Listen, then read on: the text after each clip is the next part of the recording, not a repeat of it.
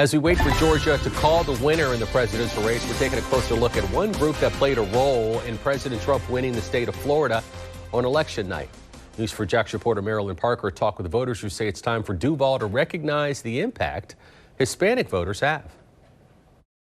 As the results file in for the 2020 general election, the Hispanic demographic proved they can sway final decisions. Most politicians, the wise politicians, at some point or another have addressed the Hispanic community. In Duval, members of the Hispanic community say they saw more campaigns targeting their vote this year. I'm going to teach you about your amendments, and we're going to sit down and talk why it's important to vote, okay? Janita Cardona encouraged her community to get to the polls and says she's pleased with the turnout. So it's time for us to unite, and what we want Jacksonville to know is that we're here to make the city better. Here's a look at Duval County registered voters who identified as Hispanic.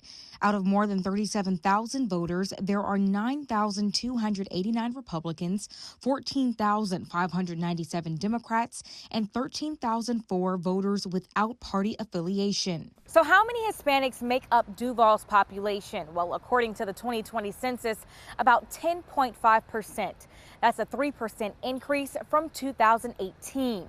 While they may be in the same spot, not all of them have the same values. I come from an island where we have a big government. Republican Party is the party that represents small government, low taxes, conservative values.